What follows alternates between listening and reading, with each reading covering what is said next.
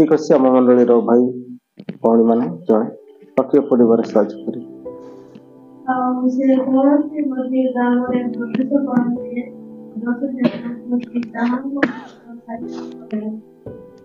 प्रभुकर गौरव एवं महिमा हो कौन लेखा जाउछि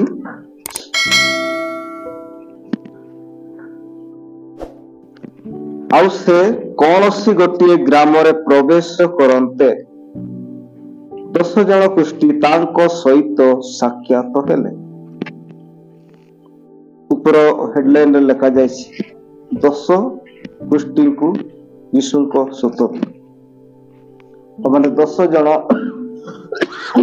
कुष्ठ रोगी को प्रभु यीशु ख्रीष्ट सुस्थ कले आ से समय रे जो माने कुष्ठ रोग रे पीड़ित थिले सेमानंको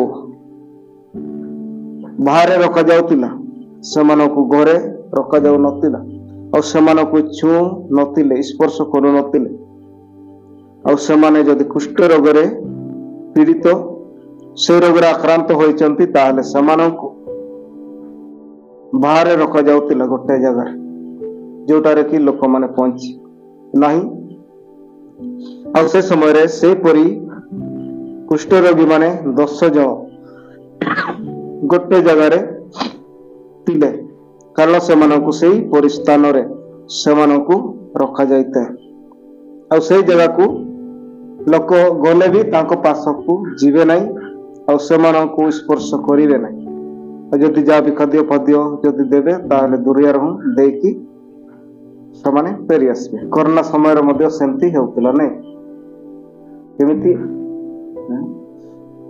क्वारंटाइन रखे देउतिले आउ सेठी जा खाद्य खाइबार जदि ताकू दिया जाउतिला ताहले बाहर रखी देकी समाने निजे नेकी खाउतिले तो प्रिय भाई एवं भौणी माने से कुष्ठ रोगी मानकु मध्य समान क्वारंटाइन पूरिका जगह रे समान को रखा जाइतिला गांव बाहर और से कुष्ठ रोगी मान को पखापाखि और तांको पाख को कई जाउ नतिले बोलो लोक माने केवल से मान को गोटे जगह सेमिति रखा जाउतिला और से स्थान से पखापाखि देई से बाट देई यीशु ख्रीष्ट जाउचंती तेणु करे लिखा जाए और से कौनसी गोटे ग्राम रे प्रवेश करते कौनसी गोटे ग्राम रे प्रवेश करते तमने सेई बाट देई प्रभु यीशु ख्रीष्ट गोटे ग्राम बा गाँ रे से प्रवेश करूचंती बा सेठी एंट्री करूचंती से ग्राम रे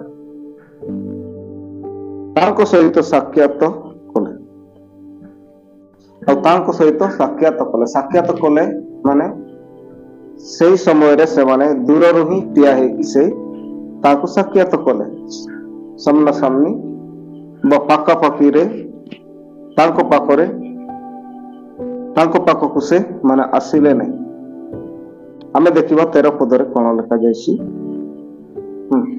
से माने दूर रे ठिया होय उच्च स्वर रे कहिले हे यीशु गुरु हम माने को दया करंतु से माने दूर रे ठिया होय उच्च स्वर रे कहिले हे यीशु गुरु आमन को दया करंतु से माने कोटे टिया हे चंती दूर रे कारण से माने कुष्ठ रोग रे पीड़ित अछंती तेलुगुरी से माने यीशु कृष्ण को पाखकु आसिले नहीं कारण से माने जानि चंती आमन को भलो लोक माने स्पर्श करिवे नहीं राउ आमन को घृणा करूचंती बोली से माने दूर रे टिया होई चित्कार करबा को लागिले कौन पाई चित्कार कले तांकर सुस्थता तो प्रिय रे भाई एवं भौणी माने आमे देखुछु 13 पदरे लिखा जाउछि से माने दूर रे टिया होई उच्च सुर रे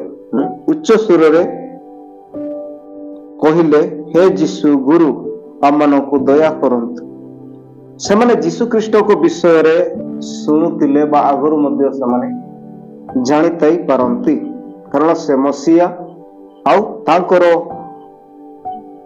କାର୍ଯ୍ୟ ତାଙ୍କର ସୁସ୍ଥତା ବିଷୟ ସେ ଅଞ୍ଚଳରେ ଚାଞ୍ଚଲ୍ୟ ହେଇଥିବ, ନିହାତି ଭାଇରାଲ ହେଇଥିବ। ବର୍ତ୍ତମାନର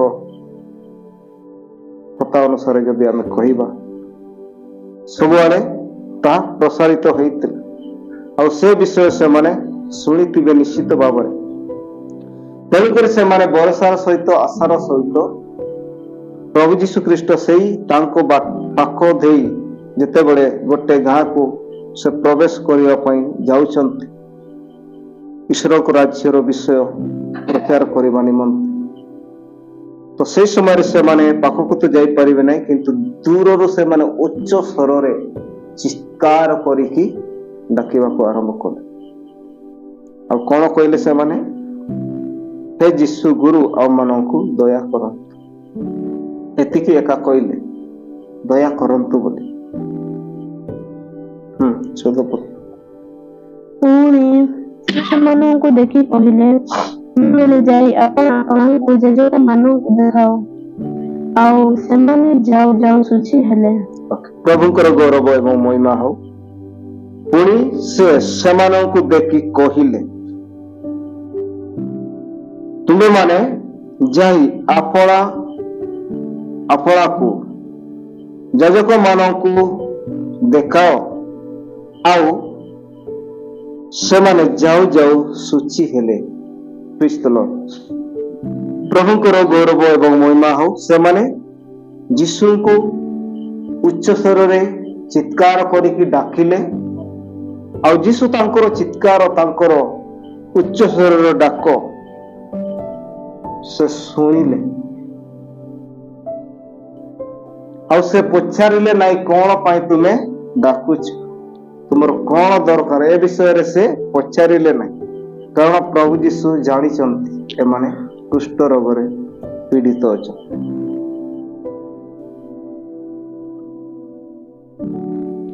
ଆଉ କେବଳ ପ୍ରଭୁ ଯୀଶୁ ଖ୍ରୀଷ୍ଟ ତାଙ୍କ ସହିତ ବେଶୀ ସମୟ କଥାବାର୍ତ୍ତା କରୁନାହାନ୍ତି, କଲେ ନାହିଁ। ସେମାନେ ଉଚ୍ଚ ସ୍ୱର ଚିତ୍କାର କଲେ, ଡାକିଲେ, ଯୀଶୁ ଗୁରୁ, ଆମମାନଙ୍କୁ ଦୟା କର। କଣ କର କହିଲେ? ଦୟା କର କହିଲେ। ଆଉ ଯୀଶୁ ସେମାନଙ୍କ ପ୍ରତି ଦୟା କଲେ। ତେଣୁକରି ଯୀଶୁ କଣ କହୁଛନ୍ତି? ପୁଣି ସେ ସେମାନଙ୍କୁ ଦେଖି କହିଲେ, ତୁମେମାନେ ଯାଇ ଆପଣାକୁ ଯାଜକମାନଙ୍କୁ ଦେଖାଅ। କଣ କରେ? ତୁମେମାନେ ଯାଇ ଆପଣାକୁ ଯାଜକମାନଙ୍କୁ ଦେଖାଅ। ଯାଜକମାନଙ୍କ ପାଖକୁ ପଠାଉଛି। ଦିଉରୀ କଥା, କୁଲ କଥା। କାହିଁକି ସେମାନଙ୍କୁ ଯାଜକ ପାଖକୁ ପଠାଇଲେ? କାରଣ ସେଇ ସମୟରେ ଯଦି ଯିଏ କୁଷ୍ଠ ରୋଗରେ ପୀଡ଼ିତ ହେଲେ, ଆକ୍ରାନ୍ତ ହେଲେ, ସେଇ ରୋଗ ତାକୁ ଧରିଲା, ତାହେଲେ ଇଏ ସୁସ୍ଥତା ପାଇଛନ୍ତି କି ନାହିଁ ତା ସେ ସମୟରେ ଯାଜକ ଯାଞ୍ଚ କରୁଥିଲେ, ଯାଜକ ଚେକ୍ କରୁଥିଲେ ପ୍ରକୃତରେ ଇଏ ସୁସ୍ଥତା ପାଇଛି କି ନାହିଁ। ଯାଜକ ଯଦି ଡିକ୍ଲାର କରିବ, ହଁ ଇଏ ସୁସ୍ଥତା ପାଇଛି, ଆରୋଗ୍ୟ ପାଇଛି, ସମ୍ପୂର୍ଣ୍ଣ ଭାବରେ କୁଷ୍ଠ ରୋଗରୁ ସେ ଆରୋଗ୍ୟ ପାଇସାରିଛି, ସେହିପରି ଯଦି ଯାଜକ ଡିକ୍ଲାର କରିବେ ଜନସାଧାରଣଙ୍କ ପାଖରେ, ତାହେଲେ ତାଙ୍କୁ ପୁଣି ପରିବାରରେ, ସମାଜରେ ତାଙ୍କୁ ଗ୍ରହଣ କରାଯିବ। ତେଣୁକରି ପ୍ରଭୁ ଯୀଶୁ ଖ୍ରୀଷ୍ଟ ସେଇ ଯାଜକ ମାନଙ୍କ ପାଖକୁ ଯିବା ପାଇଁ କହିଲେ। ଆଉ ଲେଖା ଯାଉଛି, ସେମାନେ ଯାଉ ଯାଉ ବାଟରେ କଣ ହେଲେ? ଶୁଚି ହେଲେ, ଭଲ ହେଇଗଲେ। ଆଉ ଏମାନେ ବି ପ୍ରଭୁ ଯୀଶୁ ଖ୍ରୀଷ୍ଟଙ୍କୁ କିଛି ଆଉ ଉତ୍ତର ପ୍ରତି ଉତ୍ତର ଆଉ କିଛି ପ୍ରଶ୍ନ କଲେ ନାହିଁ। ସେମାନେ କହିପାରିଥାନ୍ତେ, ଗୁରୁ ଯୀଶୁ, ଆମେ ତୁମକୁ ଡାକୁଛୁ, କିନ୍ତୁ ଆପଣ ଆମମାନଙ୍କୁ ସୁସ୍ଥତା ଦେଇପାରିବେ, କିନ୍ତୁ କାହିଁକି ଯାଜକ ମାନଙ୍କ ପାଖକୁ ପଠାଉଛନ୍ତି? ସେମାନଙ୍କ ମନରେ ସନ୍ଦେହ ସୃଷ୍ଟି ହେଲା ନାହିଁ। ସେମାନଙ୍କ ମନରେ କୌଣସି ପ୍ରକାର ଦ୍ୱନ୍ଦ୍ୱ ଆସିଲା ନାହିଁ, କାରଣ ସେମାନେ ଯୀଶୁ ଖ୍ରୀଷ୍ଟ ଯାହା କହିଲେ ତାହା ସେମାନେ ବିଶ୍ୱାସ କଲେ, ଆଉ ଯାହା କହିଛନ୍ତି ତାହା କଲେ ଆମେ ସୁସ୍ଥତା ହେବା। ଏଇ ବିଷୟ ସେଇ 10 ଜଣ ଯାକ କଣ କଲେ? ବିଶ୍ୱାସ କଲେ। ତେଣୁକରି ଗୁରୁ ଯେହେତୁ କହୁଛନ୍ତି ଆମେ ସେପରି କରିବା, କେହି ମଧ୍ୟ 10 ଜଣ ଭିତରୁ କାହାରି ବି ସେମିତି ସନ୍ଦେହ ଆସିଲା ନାହିଁ, ଡାଉଟ୍ ଆସିଲା ନାହିଁ। ମାନେ ଚିତ୍କାର କରିଛନ୍ତି ଏତେ ଜୋରରେ, ଆଉ ଯୀଶୁ ସେମାନଙ୍କୁ କହିଲେ ଯାଅ ତୁମର ଆପଣା ଆପଣାକୁ ନିଜ ଯାଜକ ମାନଙ୍କ ନିକଟରେ ତୁମେ ଦେଖାଅ। ଆରେ ଏ ଗୋଟେ କଣ କଥା ବୋଲି ସେମାନେ କହିଥାନ୍ତେ, ଭାବିଥାନ୍ତେ। କିନ୍ତୁ ପ୍ରଭୁ ଯୀଶୁ ଖ୍ରୀଷ୍ଟଙ୍କ କଥା ସେମାନେ ବିଶ୍ୱାସ କଲେ, ଆଉ ସେଇ ବିଶ୍ୱାସ ଅନୁସାରେ ସେମାନେ ଯାଜକ ମାନଙ୍କ ପାଖକୁ ଯାଉଛନ୍ତି। ଆଉ ସେମାନେ ଯାଜକ ପାଖକୁ ନ ପହଞ୍ଚୁନି, ତାଙ୍କ ପାଖକୁ ନ ପହଞ୍ଚିବା ପୂର୍ବରୁ ହିଁ ସେମାନଙ୍କ ସୁସ୍ଥତା ଆରୋଗ୍ୟ ପାଇଗଲେ। ତାଙ୍କ ଶରୀରରେ ସେ ରୋଗରୁ ସେମାନେ ସୁସ୍ଥତା ପାଇଲେ, ସୂଚୀ ହେଲେ ବୋଲି ଲେଖାଯାଉଛି। ତେଣୁକରି ପ୍ରିୟର ଭାଇ ଏବଂ ଭଉଣୀ ମାନେ, ଏଇ 10 ଜଣ କୁଷ୍ଠ ରୋଗୀ ମାନେ ପ୍ରଭୁ ଯୀଶୁ ଖ୍ରୀଷ୍ଟଙ୍କୁ କେତେ ଆଗ୍ରହର ସହିତ, ବିଶ୍ୱାସର ସହିତ ଆଉ ହୃଦୟର ସହିତ ସେମାନେ ଚିତ୍କାର କରିକି ଡାକିଲେ, ଆଉ ପ୍ରଭୁ ଯୀଶୁ ମଧ୍ୟ ତାଙ୍କର ସେଇ ଉଚ୍ଚ ସ୍ୱର ଶୁଣିଲେ, ଆଉ ସେମାନଙ୍କୁ କହିଲେ ଯାଅ ତୁମମାନେ ଆପଣା ଆପଣା ଯାଜକ ମାନଙ୍କ ନିକଟରେ ଦେଖାଅ ନିଜକୁ। ଆଉ ସେମାନେ ଯାଉ ଯାଉ ସୂଚୀ ହେଲେ ବା ସୁସ୍ଥତା ହେଲେ।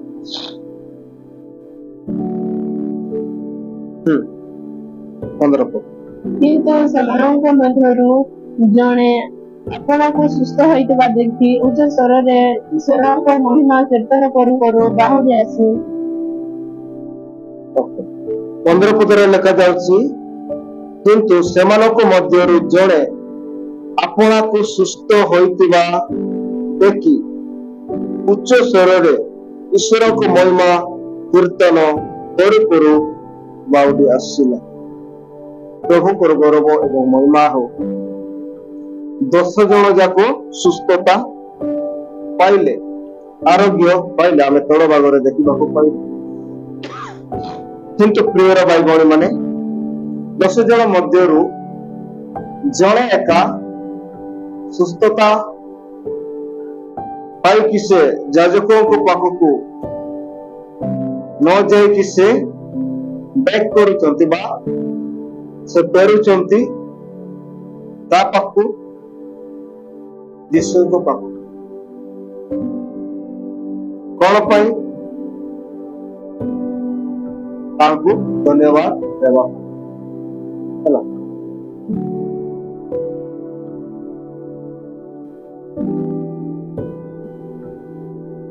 ଆଉ ସେଇଟା ବି ଉଚ୍ଚ ସ୍ୱରରେ କହିକି ଆସୁଛି। ଉଚ୍ଚ ସ୍ୱରରେ ପରମେଶ୍ୱରଙ୍କର ମହିମା କୀର୍ତ୍ତନ କରୁ କରୁ ବାହୁଡ଼ି ଆସିଲେ ବୋଲି ଲେଖାଯାଉଛି। ସେ ଏତେ ଖୁସି ହେଲେ, ଏତେ ଆନନ୍ଦ ହେଲେ, ଆଉ ସେ ଉଚ୍ଚ ସ୍ତରରେ ପ୍ରଭୁଙ୍କର, ଈଶ୍ୱରଙ୍କର ମହିମା କରୁ କରୁ ସେ ଧନ୍ୟବାଦ ଦେବା ପାଇଁ ଆସିଲେ। କାହିଁକି? ପ୍ରଭୁ ଯୀଶୁ ଖ୍ରୀଷ୍ଟ ତାଙ୍କୁ ସୁସ୍ଥତା ଦେଲେ, ଆରୋଗ୍ୟ ଦେଲେ। ତାମାନେ ଏଠି ଆମେ ଦେଖିବା ପ୍ରଭୁ ଯୀଶୁ ଖ୍ରୀଷ୍ଟଙ୍କର ମୁଖ ନିଃସୃତ ବାକ୍ୟରେ କେତେ ଶକ୍ତି ଅଛି, କେତେ ପାୱାର ଅଛି। କେମିତି ଆମେ ଦେଖୁଛୁ? ଯୀଶୁ କହିଲେ ଯାଅ ଆପଣ ଯାଜକ ମାନଙ୍କ ନିକଟ ଯାଇକି ଦେଖାଅ ବୋଲି କହିଲେ, ଆଉ ତାଙ୍କ କଥା ମାନିକି ଏମାନେ ଗଲେ ଯାଜକ ମାନଙ୍କୁ ପାଖକୁ। ଆଉ ସେମାନେ ଯାଉ ଯାଉ ଅଧା ବାଟରେ ହିଁ ସୁସ୍ଥତା ପାଇଲେ। ସେମାନେ ଯାଉ ଯାଉ ହିଁ ସୁସ୍ଥତା ପାଇଲେ, ଅଧା ବାଟରେ ବି ନାହିଁ। କେତେ ଦୂରକୁ ଚାଲି ଯାଉଛନ୍ତି, କିନ୍ତୁ ସେମାନେ ଯିବା ଟାଇମରେ ହିଁ ଯାଜକ ପାଖକୁ ନ ପହଞ୍ଚିବା ପୂର୍ବରୁ ହିଁ ସେମାନେ ସୁସ୍ଥତା ପାଇଲେ। ଆଉ ସେଥିମଧ୍ୟରୁ ଜଣେ ବାଉଡ଼ି ଆସି ବା ଫେରି ଆସି ଈଶ୍ୱରଙ୍କର ମହିମା କୀର୍ତ୍ତନ ଜୋରରେ ଉଚ୍ଚ ସ୍ୱରରେ କଲା। ତାପରେ ପ୍ରଭୁ ଯୀଶୁ ଖ୍ରୀଷ୍ଟଙ୍କୁ ଧନ୍ୟବାଦ ଦେବା ପାଇଁ ଆସିଲେ। ପ୍ରିୟର ଭାଇ ଏବଂ ଭଉଣୀମାନେ, এই ସମୟରେ ଆମେ ଦେଖୁ ଏଇ 10 ଜଣଙ୍କ ମଧ୍ୟରୁ ଜଣେ ଏକା ପ୍ରଭୁ ଯୀଶୁ ଖ୍ରୀଷ୍ଟଙ୍କ ନିକଟକୁ ଫେରି ଆସି ଧନ୍ୟବାଦ ଦେଉଛନ୍ତି। ହଁ, ଶୁଣ ପଡେ। ଯୀଶୁଙ୍କ ଚରଣ ତଳେ ଉବୁଡ଼ି ହୋଇ ତାହାଙ୍କର ଧନ୍ୟବାଦ କରିବାକୁ ଲାଗିଲା। ସେ ଜଣେ ସମୀରଣୀୟ ଲୋକ। ଯୀଶୁଙ୍କ ଚରଣ ତଳେ ଉବୁଡ଼ି ହୋଇ ତାଙ୍କର ଧନ୍ୟବାଦ କରିବାକୁ ଲାଗିଲା। ସେ ଜଣେ ସମୀରଣୀୟ ଲୋକ। ସେ କେଉଁ ଲୋକ ଥିଲେ? ସମୀରଣୀୟ। ଆଉ ସମୀରଣୀୟ ଲୋକମାନଙ୍କ ସହିତ ଯୁଦୀ ମାନଙ୍କ ସହିତ ବାଚନ୍ଦ ଥିଲା, ଭେଦଭାବ ଥିଲା। ହୁଏତ 8-9 ଜଣ ଯୁଦୀ ହେଇପାରନ୍ତି, କାହିଁକି ନା ଏଇଟା ସେ ଜଣେ ସମୀରଣୀୟ ଲୋକ ଥିଲା ବୋଲି ଲେଖାଯାଇଛି। ତ ବାଇବେଲରେ ସେଟା ସ୍ପଷ୍ଟ କରାଯାଏ ନାହିଁ, କିନ୍ତୁ ହୋଇଥାଇପାରେ ସେମାନେ ଯୁଦୀ ହୋଇଥିବେ। ତେଣୁକରି ପ୍ରିୟର ଭାଇ ଏବଂ ଭଉଣୀମାନେ, ଏଇ ବ୍ୟକ୍ତିଟି ଈଶ୍ୱରଙ୍କର ମହିମା କୀର୍ତ୍ତନ କରି କରୁ ସେ ବାଉଡ଼ି ଆସିକି ପ୍ରଭୁ ଯୀଶୁ ଖ୍ରୀଷ୍ଟଙ୍କ ଚରଣ ତଳେ ସେ ଉବୁଡ଼ ହୋଇ ତାଙ୍କର ଧନ୍ୟବାଦ କରିବାକୁ ଲାଗିଲା। ସେ ଜଣେ ସମୀରଣୀୟ ଲୋକ। ପ୍ରିୟର ଭାଇ ଏବଂ ଭଉଣୀମାନେ, ତେଣୁକରି ଆମେମାନେ ମଧ୍ୟ ସେପରି ସଙ୍କଟ, ଅସୁବିଧା ବା ସେପରି ରୋଗ ବ୍ୟାଧିରେ ପୀଡ଼ିତ ହୋଇ ଆମେ ଈଶ୍ୱରଙ୍କୁ ଡାକିଅଛୁ ଆଉ ଡାକୁଛୁ ମଧ୍ୟ। ପ୍ରଭୁ ଆମମାନଙ୍କ ଜୀବନରେ ନିଶ୍ଚିତ ଭାବରେ କାର୍ଯ୍ୟ କରିବେ। ଆଉ ପ୍ରଭୁ ଯାହା କହନ୍ତି ସେ ଅନୁସାରେ ଆମମାନେ ଯଦି ମାନିବା, ତାହେଲେ ପ୍ରଭୁ ନିଶ୍ଚିତ ଭାବରେ ଆମମାନଙ୍କର ବିଶ୍ୱାସ ଅନୁସାରେ କାର୍ଯ୍ୟ କରିବେ। ଯେମିତିକି ଏଇ 10 ଜଣକୁ କହିଲେ, ଯାଅ ତୁମେ ଯାଜକମାନଙ୍କ ନିକଟକୁ ଯାଅ। ଆଉ ସେମାନେ ଗଲେ, ଆଉ ଯାଉ ଯାଉ ସେମାନେ ସୁସ୍ଥତା ପାଇଲେ। ଯଦି ସେମାନେ କହିଥାନ୍ତେ ଆରେ ଯାଜକ ପାଖକୁ ପଠାଉଛନ୍ତି, ଯିବା ନାହିଁ କହିଥିଲେ ସେମାନେ ସୁସ୍ଥତା ପାଇନଥାନ୍ତେ, କାରଣ ସେମାନେ ପ୍ରଭୁ ଯୀଶୁଙ୍କର ବାକ୍ୟକୁ ସେମାନେ ମାନିଲେ ନାହିଁ। ସେମିତି ହେଇଥାନ୍ତେ, କିନ୍ତୁ ପ୍ରିୟର ଭାଇ ଏବଂ ଭଉଣୀମାନେ, ଏମାନେ ଯୀଶୁଖ୍ରୀଷ୍ଟଙ୍କର ବାକ୍ୟକୁ ବିଶ୍ୱାସ କଲେ ଆଉ ପାଳନ କଲେ। ସେଥିପାଇଁ ସେମାନେ ଆରୋଗ୍ୟ ଏବଂ ସୁସ୍ଥତା ପାଇଲେ। ବିଶ୍ୱାସ ଏବଂ ପାଳନ କରିବା ଅର୍ଥାତ୍ ସେ ଅନୁସାରେ ସେମାନେ କାର୍ଯ୍ୟ କଲେ। ସଡ଼କ 17 ସେଥିରେ ଯୀଶୁ ଉତ୍ତର ଦେଲେ, 10 ଜଣ କଣ ଶୁଚି ହେଲେ ନାହିଁ? ସେଥିରେ ଯୀଶୁ ଉତ୍ତର ଦେଲେ, 10 ଜଣ କଣ ଶୁଚି ହେଲେ ନାହିଁ? ପ୍ରଭୁ ଯୀଶୁ ଦେଖୁଛନ୍ତି ଜଣେ ଏକା ବାଉଡ଼ି ଆସିକି ତାଙ୍କୁ ଧନ୍ୟବାଦ ଦଉଛି, ଈଶ୍ୱରଙ୍କୁ ମହିମା କୀର୍ତ୍ତନ କରୁଛି, କିନ୍ତୁ ସେ ବ୍ୟକ୍ତିକୁ କହୁଛି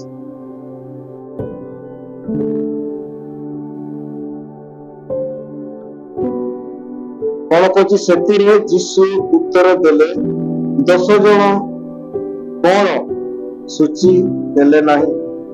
ତାମାନେ 10 ଜଣ ଯାକ ସୁସ୍ଥତା ପାଇଲେ, 10 ଜଣ ଯାକ ଶୁଚି ହେଲେ, ତଥାପି ଏ ଜଣେ ଏକା ଫେରିକି ପ୍ରଭୁଙ୍କର ମହିମା ପ୍ରଶଂସା କରୁଛନ୍ତି, ଧନ୍ୟବାଦ କରୁଛନ୍ତି।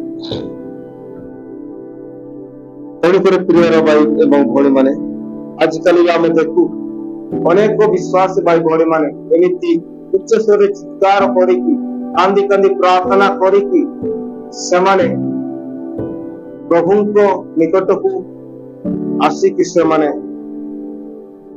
ସୁସ୍ଥତା ପାଇଛନ୍ତି ବା ତାଙ୍କର ନିଜର ସମସ୍ୟାରୁ ସେମାନେ ମୁକ୍ତ ହୋଇଛନ୍ତି, କିନ୍ତୁ ସେ 9 ଜଣ ଯେମିତି ଚାଲିଗଲେ ଆଉ ବାଉଡ଼ି ଆସିଲେ ନାହିଁ, ସେହିପରି ଅନେକ ବିଶ୍ୱାସୀ ସୁସ୍ଥତା ପାଇଲା ପରେ ଈଶ୍ୱରଙ୍କୁ ମହିମା କରିବା ନିମନ୍ତେ, ଈଶ୍ୱରଙ୍କୁ ଧନ୍ୟବାଦ ଦେବା ନିମନ୍ତେ ସେମାନେ ଆସନ୍ତି ନାହିଁ। ଆଉ ବର୍ତ୍ତମାନ ମଧ୍ୟ ଯୀଶୁ ଖ୍ରୀଷ୍ଟ ସେହିପରି ପଚାରନ୍ତି, ଆଉ ଅଧା ଲୋକ କାହିଁ ଗଲେ? ତୁମେ ଏକାକୀ ସୁସ୍ଥତା ପାଇଅଛ। ତେଣୁକରି ପ୍ରିୟର ଭାଇ ଭଉଣୀ ମାନେ, ଆମମାନେ ସେଇ ଈଶ୍ୱରଙ୍କର ବିଷୟରେ ଆମେ ଦେଖୁଅଛୁ। ପ୍ରଭୁ ଯୀଶୁ ଖ୍ରୀଷ୍ଟ ତାଙ୍କର କାର୍ଯ୍ୟ 18 ପଦ। ତେବେ ଆଉ 9 ଜଣ କାହାନ୍ତି ଈଶ୍ୱରଙ୍କୁ ଗୌରବ ଦେବା ନିମନ୍ତେ ଏହି ବିଜାତି ଲୋକଟି ଛଡା କଣ ଆଉ କେହି ବାହୁଡ଼ି ଆସିନାହିଁ? ତେବେ ଆଉ 9 ଜଣ କାହାନ୍ତି? ଯୀଶୁ ପଚାରୁଛନ୍ତି, ଆଉ 9 ଜଣ କାହିଁ? ଈଶ୍ୱରଙ୍କୁ ଗୌରବ ଦେବା ନିମନ୍ତେ ଏହି ବିଜାତି ଲୋକଟି ଛଡା କଣ ଆଉ କେହି ବାହୁଡ଼ି ଆସି ନାହିଁ? ପ୍ରଭୁ ଯୀଶୁ ଖ୍ରୀଷ୍ଟ ଏଥିରେ ଦୁଃଖର ସହିତ କହୁଛନ୍ତି। ଆମେ ବାକ୍ୟରୁ ହିଁ ଜାଣିପାରୁଛୁ। ତେବେ ଆଉ 9 ଜଣ କାହାନ୍ତି? ମାନେ ପ୍ରଭୁ ଯୀଶୁ ଚାହୁଁଥିଲେ ସେମାନେ ମଧ୍ୟ ଫେରି ଆସିକି ଈଶ୍ୱରଙ୍କର ମହିମା ଗୌରବ କରିଥାନ୍ତି ଆଉ ପ୍ରଭୁ ଯୀଶୁଙ୍କୁ ଧନ୍ୟବାଦ ଦେଇଥାନ୍ତି। କିନ୍ତୁ ସେ ବିଷୟ ହିଁ କହୁଛନ୍ତି। ତେବେ ଆଉ 9 ଜଣ କାହାନ୍ତି? ତେଣୁକରି ପ୍ରିୟର ଭାଇ ଏବଂ ଭଉଣୀ ମାନେ, ମୁଁ ଯେମିତି କହିଲି ସେହିପରି ଆମମାନେ ଅନେକ ପ୍ରଭୁଙ୍କର ଉପକାରିତା ବିଷୟ ଆମେ ପାଇଅଛୁ। ତାଙ୍କଠାରେ ଆମେ ଦିନ ରାତି ପ୍ରାର୍ଥନା କରିକି, ଆମମାନେ ଚିତ୍କାର କରିକି, କ୍ରୋଧନ କରିକି ଆମମାନେ ତାଙ୍କଠାରୁ ସାହାଯ୍ୟ ପାଇଅଛୁ। କିନ୍ତୁ ସୁସ୍ଥତା ପାଇଲା ପରେ ଈଶ୍ୱରଙ୍କୁ ଧନ୍ୟବାଦ ଦେବା ପାଇଁ ଅବହେଳା କରିଥାଉ ଆଉ આપણે ନିଜ ନିଜ ବାଟରେ ଚାଲି ଯାଇଥାଉ, ଅର୍ଥାତ୍ ନିଜ ନିଜ ଇଚ୍ଛା ଅନୁସାରେ ଆମେ ଚାଲି ଯାଇଥାଉ। ଈଶ୍ୱରଙ୍କୁ ମହାନ କାର୍ଯ୍ୟକୁ ଆମେ ଭୁଲି ଯାଇଥାଉ। ତେଣୁକରି ପ୍ରିୟର ଭାଇ ଭଉଣୀ ମାନେ, ସେ ବିଜାତି ଲୋକ ଯେମିତି ବାହୁଡ଼ି ଆସି ପ୍ରଭୁ ଯୀଶୁ ଖ୍ରୀଷ୍ଟଙ୍କୁ ଧନ୍ୟବାଦ ଦେଲେ, ଆମମାନେ ମଧ୍ୟ ପ୍ରଭୁ ଯୀଶୁ ଯେତେ ଜଣଙ୍କ ଜୀବନ କାର୍ଯ୍ୟ କରିଛନ୍ତି ସେପରି ତାଙ୍କୁ ଧନ୍ୟବାଦ ଦେବା ପାଇଁ କେବେ ହେଲେ ଆମମାନେ ଅବହେଳା କରିବା ନାହିଁ। ତାଙ୍କର ସେବା ଆରାଧନା କରିବା ପାଇଁ କେବେ ହେଲେ ଅବହେଳା କରିବା ନାହିଁ। ନହେଲେ ପ୍ରଭୁ ଯୀଶୁ ଖ୍ରୀଷ୍ଟ ମଧ୍ୟ ନାରାଜ ହୁଅନ୍ତି, ଦୁଃଖିତ ହୁଅନ୍ତି। ହଁ, 19 ପଦ ପଢି ଦିଅନ୍ତୁ। ପୁଣି ସେ ତାହାକୁ କହିଲେ, ଉଠି ପ୍ରସ୍ଥାନ କର, ତୁମର ବିଶ୍ୱାସ ତୁମକୁ ସୁସ୍ଥ କରିଅଛି। ପ୍ରଭୁଙ୍କର ଗୌରବ ଏବଂ ମହିମା ହେଉ। 19 ପଦରେ ଲେଖା ଯାଉଛି, ପୁଣି ସେ ତାହାଙ୍କୁ କହିଲେ, ଉଠି ପ୍ରସ୍ଥାନ କର, ଉଠି ପ୍ରସ୍ଥାନ କର, ତୁମର ବିଶ୍ୱାସ ତୁମକୁ ସୁସ୍ଥ କରିଅଛି। ପ୍ରଭୁଙ୍କର ଗୌରବ ଏବଂ ମହିମା ହେଉ। ଏଇଠି ସେ ନିଜେ ବିଶ୍ୱାସ କଲେ ଆଉ ପ୍ରଭୁ ଯୀଶୁ କହୁଛନ୍ତି, ତୁମର ବିଶ୍ୱାସ ତୁମକୁ କଣ କଲା? ସୁସ୍ଥ କଲା। ତା ମାନେ ବିଶ୍ୱାସର ସହିତ ଯଦି ଆମେ ପ୍ରଭୁ ଯୀଶୁ ଖ୍ରୀଷ୍ଟଙ୍କଠାରେ ଆସ୍ଥା ରଖି ଆମେ ପ୍ରାର୍ଥନା କରିବା, ୟା ତାଙ୍କ ବାକ୍ୟ ଅନୁସାରେ ଆମେ ଯଦି ମାନିବା, ତାହେଲେ ନିଶ୍ଚିତ ଭାବରେ ଆମମାନଙ୍କର ବିଶ୍ୱାସ ଆମକୁ ସୁସ୍ଥତା ପ୍ରଦାନ କରିବ। ତେଣୁକରି ପ୍ରିୟର ଭାଇ ଏବଂ ଭଉଣୀ ମାନେ, ବର୍ତ୍ତମାନ ପର୍ଯ୍ୟନ୍ତ ଯଦି କେହି ସେପରି ଆମମାନେ ଈଶ୍ୱରଙ୍କୁ ଡାକୁଅଛୁ, ପ୍ରଭୁ ଯୀଶୁଙ୍କୁ ପ୍ରାର୍ଥନା କରୁଅଛୁ, ନିଶ୍ଚିତ ଭାବରେ ପ୍ରଭୁ ଶୁଣିବେ। ଚିତ୍କାର କରନ୍ତୁ ଉଚ୍ଚ ସ୍ୱରରେ, ନିଶ୍ଚିତ ଭାବରେ ଆପଣଙ୍କର ଚିତ୍କାର, ଆପଣଙ୍କର ଉଚ୍ଚ ସ୍ୱର ଶୁଣାଯିବ ଆଉ ପ୍ରଭୁ ନିଶ୍ଚିତ ଭାବରେ ଦୟା କରିବେ। ଏଇ 10 ଜଣ କୁଷ୍ଠ ରୋଗୀ ଯେମିତି ପ୍ରାର୍ଥନା ବା ଉଚ୍ଚ ସ୍ୱରରେ ଡାକୁଥିଲେ, ପ୍ରଭୁ ଯୀଶୁ ଗୁରୁ ଆମ ପ୍ରତି ଦୟା କର, ଆଉ ତାଙ୍କ ପ୍ରତି ପ୍ରଭୁ ଯୀଶୁ ଦୟା କଲେ ଆଉ ସେମାନେ ସୁସ୍ଥତା ପାଇଲେ। ତେଣୁକରି ପ୍ରିୟର ଭାଇ ଭଉଣୀ ମାନେ, ଆମେ ଆସୁ, ଯଦି କେଉଁ ଭାଇ ଭଉଣୀ ମାନେ ସେପରି ସଙ୍କଟ ଦେଇ ଗତି କରୁଅଛନ୍ତି, ବର୍ତ୍ତମାନ ଉଚ୍ଚ ସ୍ୱରରେ ପ୍ରଭୁ ଯୀଶୁଙ୍କୁ ଡାକନ୍ତୁ। ଆପଣଙ୍କର ନିଜ ବିଶ୍ୱାସ ଆପଣ ସୁସ୍ଥତା କରିବେ, ଏଥିରେ କିଛି ସନ୍ଦେହ ନାହିଁ। ତେଣୁକରି